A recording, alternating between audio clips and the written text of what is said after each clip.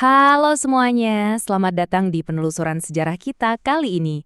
Hari ini kita bakal membedah kisah sosok yang, jujur aja, benar-benar di luar nalar. Kita nggak cuma ngomongin pahlawan nasional biasa, tapi panglima besar termuda yang pernah dimiliki Republik Indonesia. Siapin diri kalian, karena apa yang bakal kita obrolin hari ini tuh jauh lebih dalam dan inspiratif dari sekedar materi buku teks sejarah. Ini murni soal ketangguhan mental, dedikasi abadi, dan kekuatan spiritual yang gak ada matinya. Yuk langsung aja kita mulai. Oke, coba kita bahas situasi puncaknya dulu nih. Bayangin, klimaks dari perjuangan kemerdekaan kita. Belanda balik lagi bawa agresi militernya ke Indonesia, dan komandan tertinggi bangsa ini harus ambil alih kendali darurat. Tapi dengerin ini, dia nggak mimpin dari balik meja atau dari bunker yang aman. Nggak sama sekali. Pria yang umurnya baru 30-an tahun ini memimpin perang gerilya yang benar-benar nguras tenaga selama 7 bulan penuh langsung dari kedalaman hutan belantara. Dan yang paling bikin merinding, dia mimpin pasukannya sambil ditandu pakai tanduk kayu sederhana menembus gunung dan hutan lebat. Benar-benar kepemimpinan garis depan. Nah, perhatikan baik-baik angka 50% ini. Ini bukan sekedar angka biasa, tapi pertaruhan fisik yang nyaris mustahil. Waktu mimpin gerilya dari atas tandu tadi, Jenderal Sudirman tuh lagi berjuang mati-matian ngelawan penyakit tuberkulosis yang udah parah banget. Kapasitas paru-parunya bener-bener menyusut, cuma sisa setengah. Bayangin, beliau pada dasarnya bertahan hidup dan mimpin peperangan cuma pakai satu paru-paru yang berfungsi. Bahkan, Presiden Soekarno sendiri udah merintahin beliau secara langsung buat tetap di kota aja dan istirahat total. Tapi tebak, beliau nolak mentah-mentah perintah itu demi bisa terus memimpin pasukannya di lapangan. Terus kalian mungkin mikir, dari mana sih mental sekuat baja ini asalnya? Kita flashback sebentar ke masa kecilnya ya. Sudirman ini aslinya lahir dari keluarga rakyat jelata yang super sederhana. Ayah kandungnya itu cuma pekerja di pabrik gula daerah Kalibagor, Banyumas. Tapi nasibnya mulai berubah waktu beliau diadopsi di usia yang masih sangat muda oleh pamannya, seorang pensiunan camat. Pamannya inilah yang kemudian ngasih beliau gelar kebangsawanan Jawa, Raden, sekaligus ngedidik beliau habis-habisan. Di bawah asuhan pamannya ini, beliau nggak cuma diajarin tata krama priai, tapi juga ditanamin etos kerja yang benar-benar keras sejak kecil. Kalau kita intip lini masa kehidupannya nih, rekam jejak Jenderal Sudirman tuh jalannya cepet banget kayak kilat. Lahir di tahun 1916, beliau ini emang terkenal cerdas banget, sampai-sampai bisa lompat kelas waktu SD. Terus, di tahun 1936, di usianya yang baru 19 tahun, bayangin 19 tahun loh, beliau udah jadi guru. Dari situ karirnya makin melesat, masuk ke dunia militer lewat peta di tahun 1944. Dan puncaknya, di 1945, boom, beliau diangkat jadi Panglima Besar Angkatan Perang Republik Indonesia termuda. Sebuah perjalanan karir yang nyaris nggak ada jedanya sama sekali. Mari kita cermati sedikit masa-masanya pas masih jadi pendidik. Fakta uniknya, Sudirman sebenarnya nggak punya ijazah guru resmi karena beliau terpaksa putus sekolah keguruan gara-gara masalah biaya. Tapi, kemampuannya benar-benar nggak bisa diremehin. Cara ngajarnya yang selalu nyelipin pesan moral dari kisah-kisah tradisional dan agama bikin beliau populer banget. Saking jagonya, beliau cepat banget diangkat jadi kepala sekolah. Dan jabatan ini bikin gaji bulanannya meroket tajam. Naik 4 kali lipat dari yang awalnya cuma 3 gulden, langsung jadi 12 gulden. Dan hal ini dengan brilian mengilustrasikan gimana karakter dasar seseorang itu akhirnya membentuk gaya kepemimpinannya di masa depan. Sebagai kepala sekolah, Sudirman ini dikenal sama murid dan rekan-rekan gurunya sebagai sosok yang luar biasa sabar dan adil. Karakteristik ini ternyata nggak luntur sama sekali waktu beliau berganti pakai seragam militer. Kesabaran dan keadilan yang sering beliau tunjukin ke murid-muridnya dulu secara langsung diterjemahin ke gaya kepemimpinan militer yang moderat dan demokratis. Sesuatu yang jujur aja langka banget ditemuin di dunia militer pada zaman itu. Nah, jiwa kepemimpinannya di tengah masyarakat inilah yang secara alami narik beliau buat turun ke medan perang. Waktu Perang Dunia Kedua pecah dan ancaman Jepang makin dekat, pemerintah kolonial tuh sampai minta bantuannya. Sudirman tanpa ragu langsung memimpin dan mengorganisir persiapan serangan udara buat warga setempat. Bahkan sampai mendirikan pos-pos pemantau segala. Beliau juga gigih bernegosiasi sama pihak Jepang cuma buat mempertahankan gedung sekolah biar anak-anak tetap bisa belajar.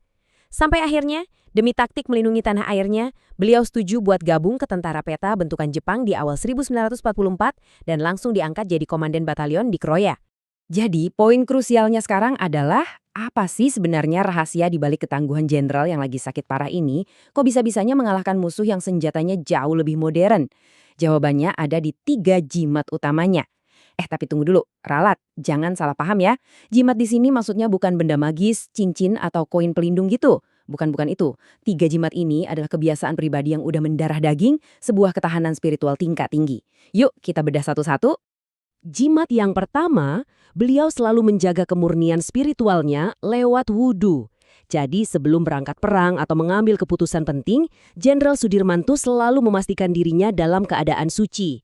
Yang bikin geleng-geleng kepala, di tengah situasi perang gerilya yang serba sulit di dalam hutan, kalau wudhunya batal, beliau bahkan langsung mengambil air wudhu lagi.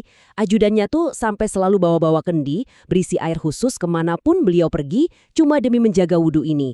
Keren banget kan? Lanjut ke jimat yang kedua, kedisiplinan ibadah yang nggak ada tandingannya. Karena beliau ini selalu menjaga wudhu, Jenderal Sudirman dipastikan selalu melaksanakan sholat tepat pada waktunya.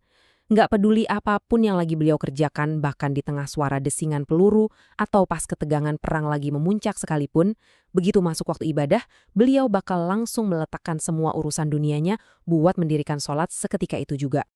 Nah, untuk jimat yang ketiga, ini nih yang jadi fondasi dari semuanya. Niat yang benar-benar murni dan tulus. Jenderal Sudirman itu turun ke medan pertempuran bukan buat mengejar kekuasaan atau mencari kejayaan pribadi. Sama sekali enggak.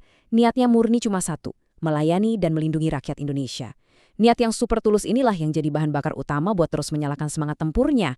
Niat ini juga yang bikin beliau sanggup terus maju biarpun tubuhnya sendiri lagi menanggung rasa sakit fisik yang luar biasa parah. Mari kita geser sedikit dan lihat gimana ketangguhan moral ini membangun sebuah hubungan manusiawi yang sangat emosional. Di balik ketegasannya di medan perang, Jenderal Sudirman ini punya ikatan persahabatan yang hangat banget sama Presiden Soekarno. Saking dekatnya, Soekarno sampai memanggil Sudirman dengan sebutan Dinda atau adik, dan sebaliknya Sudirman memanggil Soekarno Kanda alias kakak. Mengingat Soekarno itu usianya lebih tua sekitar 15 tahun, panggilan sayang ini benar-benar memperlihatkan ke kita kalau mereka berdua tuh dah kayak saudara kandung yang saling menguatkan dalam memikul beban membesarkan negara yang baru lahir ini. Kedekatan persaudaraan mereka ini kerasa banget dari sepucuk surat yang dikirim Soekarno buat Jenderal Sudirman tepat sebulan sebelum sang jenderal wafat. Di surat itu, Soekarno menulis, "Kanda doakan kepada Tuhan, moga-moga Dinda segera sembuh." Kalimat yang jujur aja, dalam dan memilukan banget ya. Kutipan ini memperlihatkan dengan jelas gimana beratnya beban emosional yang harus mereka tanggung melihat kesehatan komandan tertinggi mereka yang terus merosot drastis di penghujung masa peperangan. Hingga akhirnya momen perpisahan itu pun tiba. Setelah Indonesia sukses melewati masa-masa negosiasi kedaulatan dengan Belanda, tubuh fisik sang jenderal udah nggak sanggup lagi bertahan. Tanggal 29 Januari 1950, di Magelang, Jawa Tengah, Jenderal Sudirman menghembuskan napas terakhirnya di usia yang masih sangat muda, 34 tahun. Beliau kemudian dimakamkan di Taman Makam Pahlawan Semaki di Yogyakarta. Prosesi pemakamannya dilangsungkan dengan sangat megah dan penuh penghormatan, diiringi langsung oleh konvoi 4 buah tank dan 80 kendaraan bermotor yang mengantarkan kepergian sang panglima besar. Tapi, ingat, warisan beliau nggak ikut terkubur. Bukti nyata dari jejak budaya dan besarnya kehormatan beliau bisa kita temukan di kehidupan sehari-hari. Kalian pada nyadar nggak sih kalau wajah Jenderal Sudirman itu adalah wajah kedua yang paling sering muncul di mata uang rupiah kita? Total ada 11 jenis uang kertas bernominal mulai dari Rp1 sampai Rp10.000, terutama di seri cetakan tahun 1968 yang memajang wajah beliau. Beliau cuma berada tepat di bawah sahabat karibnya, Soekarno, yang muncul di 15 jenis uang.